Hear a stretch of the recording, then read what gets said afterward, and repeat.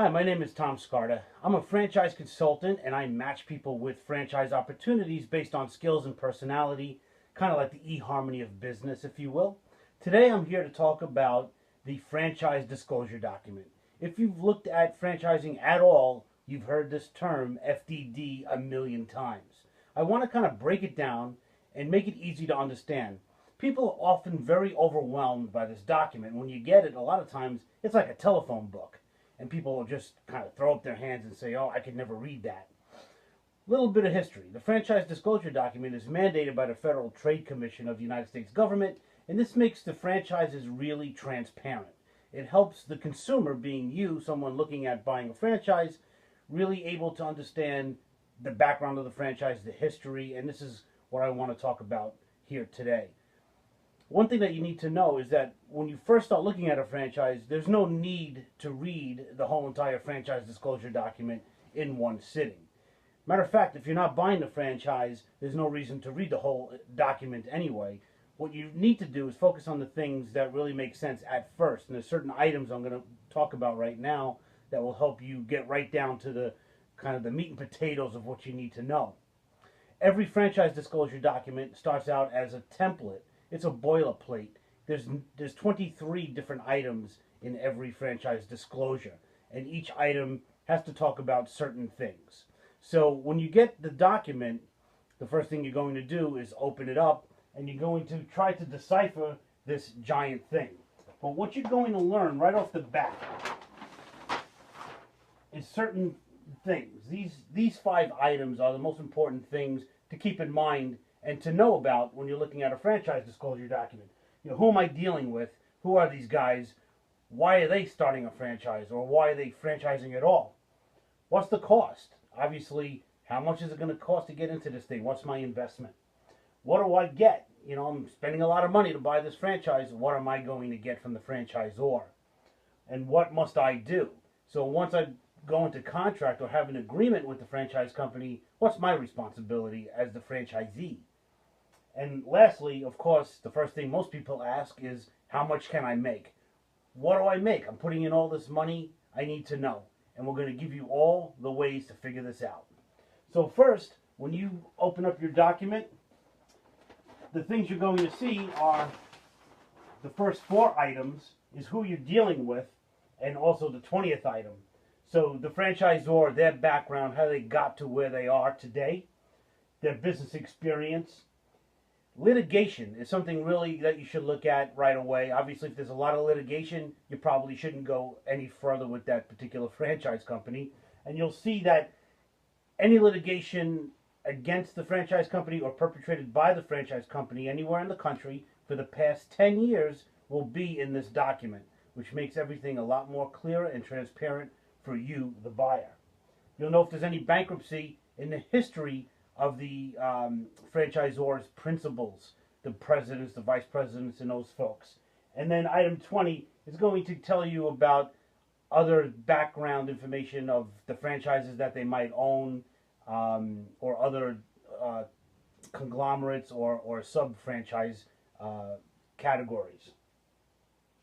When you get a little bit deeper into the franchise document, you're going to want to know the cost. Obviously, this is something right away you want to get into the item 5, item 6, and item 7.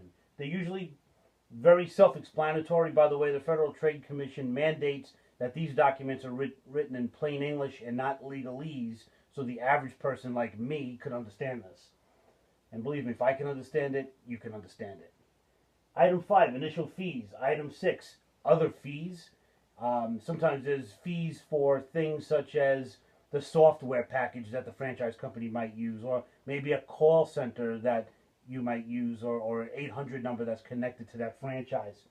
Item 7 is your initial investment. Exactly how much is it going to cost to get this thing off the ground, get my doors open? And they'll give you parameters actually from the lowest cost to the highest cost in their franchise history. So if there's 2 franchises, you'll get that. If there's 1,000 franchises, you'll see the highest to the lowest, and you'll have to figure out what the average is in your neighborhood. I'm always going to say go with the highest. Better off being conservative and being prepared for the worst, but hoping for the best. More information for you guys is going to be, what do you get? You know, you're spending a lot of money on this franchise. The franchise fee is, you know, like a down payment on a house. It's a lot of money. What are you getting for it?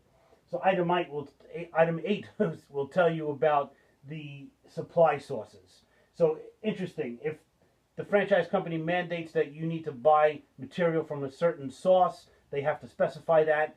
And if they're making money on that by reselling it to you, that'll be disclosed in the document as well. Item 11 is the assistance and the training, the support that you're going to get, which is awesome. That's what franchising is all about, is the support and the training. Item 12 is the territory. Just about every franchise in America, I would say 98% of them, give you an exclusive territory for your franchise. Before you sign a franchise agreement, you'll see the franchise territory on a map to include demographics and other things about the area that you're buying, trademarks, what you're allowed to use and not use in the franchise, the copyrights and confidential information, proprietary info is in there in that document. And item 17 is also pretty interesting to look at, and that's going to be your renewal, your termination, if you got in trouble, and how you dispute that termination. So I always say to folks, you know, when you sign a franchise agreement, you typically sign it and you put it in your file cabinet, and you never take it out again unless one of two things happens. One is you're going to sell the franchise, or two, you got in trouble and now you have to represent yourself in court. If you think that you're going to get in trouble, stop now. Don't even buy a franchise. Don't even think about it. But it's very clear about what you'll do to screw up. And if you think you're going to screw up, again, don't do it. The renewal is interesting. Typically, you'll know the contract or the franchise agreement is good for a certain amount of time. On average, it's 10 years. It could be less. It could be 5 years. Could be more. The average is 10 years, and it'll tell you what will happen at the end of that term. And usually there's a fee that you'll pay. You'll renew if you're a franchise in good standing. And what does good standing mean? It means that you pay your royalties. And that's probably the most important thing to the franchisor as you're building and growing, because the more money you make, the more money they make. The most important thing that everybody really wants to know is what you have to do. So your sourcing restrictions are important. You can't just go out and buy anything that you want. It has to be consistent, and that protects the brand. Item 9 is the franchisee obligations. What you are the franchisee, and what's your obligations to keep this thing up and running. It could be minimums for how much you're going to sell every month. There's all sorts of criteria. Every franchise is different, and it's all listed here for your convenience. Item 15 is participation in the business. So a lot of franchises will mandate that you're working that franchise full-time, that you're not going to be semi-absentee or absentee altogether. And also there might be some things in there that will say that you need to be up and running or have your store or enterprise up and running within a certain time frame. So the big question everybody wants to know is, how much can I make? What do I make out of this deal, right? So item 19, you're going to hear that phrase item 19 a million times as you go through this franchise exploration. So this is your financial performance representations. Franchise companies are not mandated to give this information out. Obviously, franchises that like to boast about how much their franchisees make will put it in there. Some franchise companies put in very detailed information. My advice, and you know, I'm not an attorney or an accountant, but my advice is whatever you hear or read in this document, take with a grain of salt and verify it with the franchise owners that are in the field. And you know, if you spoke with me, I give you the tools to help you figure out exactly how much you can make out of a franchise. The company might give you gross margins, meaning how much is your rent, how much is your labor percentage supposed to be, or your food cost. But there's variables. So they could never tell you what the variable is going to be. You might run your business a lot different than me and me from the guy next door. So they can't really give you details. And also it's to protect you ultimately, so you don't have somebody from a franchise company or somebody like me say, hey, buy this franchise. I guarantee you'll make $1 million. Now, if I do that, that puts me in a really bad position to be sued by you if you don't make $1 million in the first year, right? So they're going to be very careful about the franchise earnings in any franchise. And the franchise consultant like myself or the franchise development person or salesperson is not allowed to tell you that information. We cannot tell you anything more than what's in the franchise disclosure document in item 19.